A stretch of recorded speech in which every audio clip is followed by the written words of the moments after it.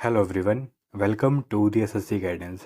इस वीडियो में डिस्कस करेंगे 5 practical tips to get maximum marks in SS CGL 2025। Notification आपका रिलीज़ हो चुका है जिसमें अप्रॉक्स 50 डेज आपके रह गए हैं एग्जामिनेशन में। तो बात करेंगे इस वीडियो में कौन कौन से टिप्स हैं जो आपको फॉलो करने चाहिए अगले 50 दिन के लिए, ताकि आपके मार्क्स में काफ़ी इंप्रूवमेंट देखने को मिले। और ये काम की बातें होंगी इस वीडियो में, चलिए डिस्कस करते हैं। देखिए, सबसे पहला पॉइंट है self practice more watching classes less. अब वो टाइम आ चुका है जहाँ पे आपको सेल्फ प्रैक्टिस और सेल्फ रिवीजन पे सबसे ज़्यादा फोकस करना चाहिए। क्लासेस आपको तभी वॉच करनी है जब आपके सिलेबस का कोई भी टॉपिक रह गया, उसके अलावा दोबारा क्लासेस वॉच करने का बिल्कुल भी टाइम नहीं है आपके पास। अब आपको सेल्फ प्रैक्टिस और सेल्फ रिवीजन के मोड में आ जाना है, ठीक है। तो बात करते हैं मैथमेटिक्स की। देखिए, मैथ्स में आप जिन भी टीचर को फॉलो कर रहे हैं उन्होंने आपको शीट्स प्रोवाइड की होंगी, तो उन शीट्स की आपको मल्टीपल टाइम प्रैक्टिस करनी है, ठीक है। तभी आपके जितने भी कॉन्सेप्ट हैं ना वो स्ट्रॉन्ग होते आएंगे। और जिन भी सिलेबस को आप फॉलो कर रहे हैं, जिन भी सोर्सेज को आप फॉलो कर रहे हैं, सॉरी, उनको आपको लिमिटेड रखना है और उनको अच्छे से रिवाइज करके जाना है। इस टाइम पे काफ़ी नई चीज़ें आएंगी, कुछ ना कुछ नया नया लॉन्च होगा, बट वो आपको नहीं करना है, ठीक है। अवॉइड करना है। जो भी आपने पढ़ा है, जो भी आपके रिसोर्सेज हैं, उन्हीं की आपको मल्टीपल टाइम प्रैक्टिस करनी है, उनको रिवाइज करना है अच्छे से। उन्हीं से आपके मार्क्स इंप्रूव होंगे, नया कुछ करने से मार्क्स इंप्रूव बिल्कुल भी नहीं होंगे, ठीक है। तो पहला पॉइंट ये है। अब बात करते हैं पॉइंट नंबर 2 की, वो है प्रैक्टिस विद टाइमर। देखिए, अब आपको टाइमर के साथ प्रैक्टिस करना स्टार्ट करना चाहिए। देखिए, सपोज आपने मैथ्स के क्वेश्चन सॉल्व करने हैं, ठीक है। तो मैथ्स की जब भी आप क्वेश्चन सॉल्व करने बैठे हैं, आपको टाइमर ऑन करना है। सपोज आपने 50 क्वेश्चन सॉल्व करने हैं प्रॉफिट लॉस के, ठीक है। प्रॉफिट लॉस के आप क्वेश्चन सॉल्व करने हैं, तो 50 क्वेश्चन सॉल्व करने के लिए आपको 1 घंटे का टाइमर ऑन कर लेना चाहिए मेरे ख्याल से, ठीक है। तो ऑन कीजिएगा और देखिएगा कि 1 घंटे में आप कितने क्वेश्चन सॉल्व कर पा रहे हैं। इनिशियली आप 1 घंटे में 50 क्वेश्चन सॉल्व नहीं कर पाएंगे, ठीक है। बट धीरे धीरे स्पीड बढ़ती जाएगी, 1 घंटे में आप 50 क्वेश्चन सॉल्व भी कर लेंगे एक टाइम पे आके। तो प्रैक्टिस के टाइमर के साथ प्रैक्टिस करना बहुत इंपॉर्टेंट है, क्योंकि सारा खेल टाइमिंग का ही है। एग्जामिनेशन में आपको सारा टाइम मैनेज ही करना है। तो टाइमर के साथ प्रैक्टिस कीजिएगा, बहुत इंपॉर्टेंट है।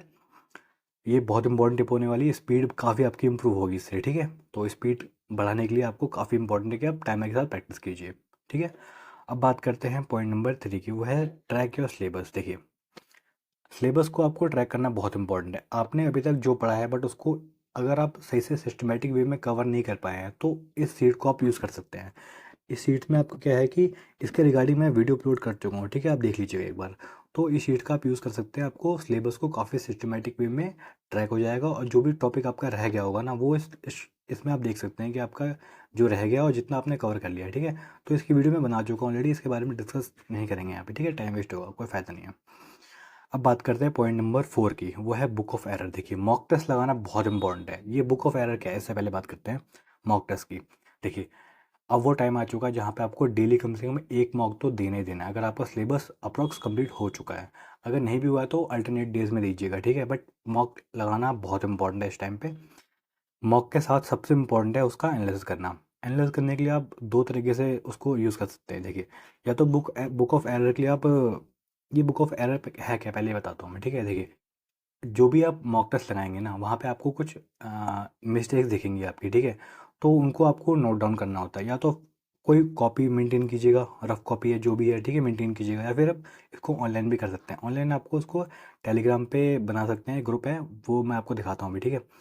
बना सकते हैं। तो आपको बुक ऑफ एरो को यूज़ करना है। देखिए, मैं बात आपको एक बार दिखा दे रहा हूँ, एक सेकेंड। देखिए, ये रहा, ठीक है।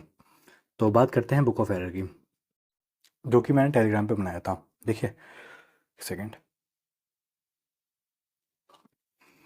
देखिए, ये रहा अलग अलग सब्जेक्ट का, ठीक है। मैथ्स का, रीजनिंग, जीएस और इंग्लिश का अलग अलग बना रखा था। इसमें क्या करना है, आपको स्क्रीनशॉट पोस्ट करने हैं जो भी आपके क्वेश्चन गलत हो रहे हैं या जिस टाइप के क्वेश्चन हो रहे हैं, मतलब उसके स्क्रीनशॉट को पोस्ट करने में। एक बार दिखा दे रहा हूँ आपको कौन कौन से स्क्रीनशॉट आपको यहाँ पोस्ट करने चाहिए।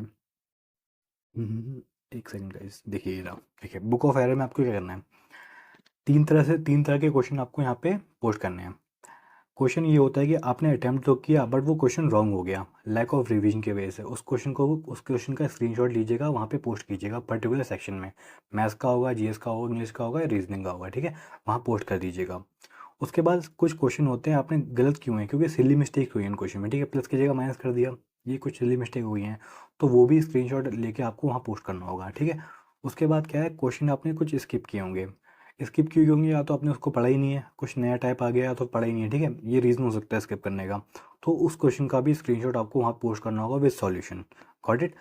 और कुछ क्वेश्चन होते हैं जो आपने सही किए होते हैं, बट आपने उसमें गैस वर्क किया होता है, फिर तुक्का मारा होता है, ठीक है। आप या तो आप 100% श्योर होते हैं, या फिर आपने उसको तुक्का मारा होता है, या गैस वर्क लिया होता है, ठीक है।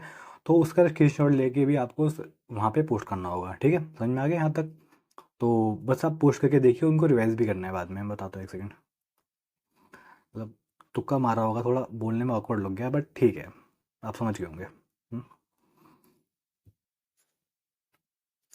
तो बात करते हैं बुक ऑफ एरर की। यह हो गया था कि अब आपको क्या करना है, जब आप एक वीक में ना 6 मॉक अटैम्प्ट कर लेंगे, तो संडे को बैठ के आपको ये बुक ऑफ एरर को देखना है, या फिर जब आप अगला मॉक लगाने जा रहे होंगे ना, तब भी आपको एक बार देखना है कि आपने पिछले मॉक में कौन कौन सी गलती करी थी।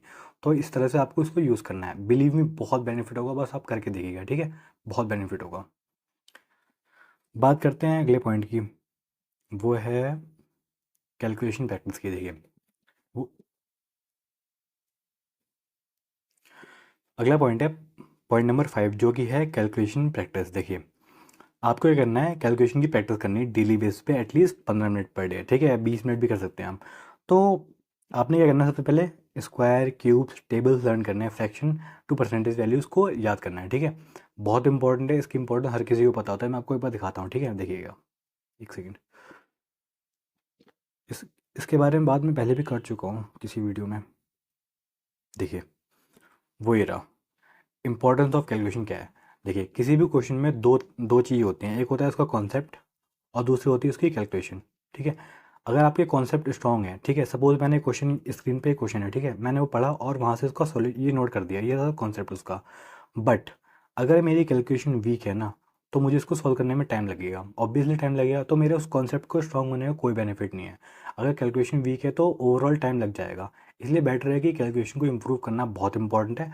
अगर ओवरऑल टाइम आपका कम हो जाएगा, मतलब कम करना चाहते हैं ना आप उस क्वेश्चन में, तो आपको कैलकुलेशन की प्रैक्टिस करना बहुत इंपॉर्टेंट है। डेली बेस पे एटलीस्ट 20 मिनट की आपको प्रैक्टिस करनी है कैलकुलेशन की, ठीक है। ये मैंने सब लिखा है, यहाँ पे देख लीजिएगा, ठीक है। मैं थोड़ा फास्ट फॉरवर्ड में चल रहा हूँ। तो इस वीडियो में बस इतना ही है। ये 5 प्रैक्टिकल टिप्स हैं जो आपको फॉलो करनी चाहिए अगले 50 दिन तक। बिलीव मी, बहुत बेनिफिट होगा, आपके मार्क्स में काफ़ी इंप्रूवमेंट देखने को मिलेगी, ठीक है। और फिलहाल इस वीडियो में इतना ही है। मिलते हैं अगली वीडियो में। आपके जो भी डाउट्स हैं वो कमेंट कीजिएगा, और इस वीडियो की जो PDF होगी मैं टेलीग्राम चैनल पे शेयर कर दूंगा, और साथ ही पिन होगा टेलीग्राम चैनल, ठीक है, कमेंट में पिन कर दूंगा, वहाँ पे आप देख सकते हैं। तो इस वीडियो में बस इतना ही है। मिलते हैं अगली वीडियो में, तब तक ध्यान रखिए। जय हिंद।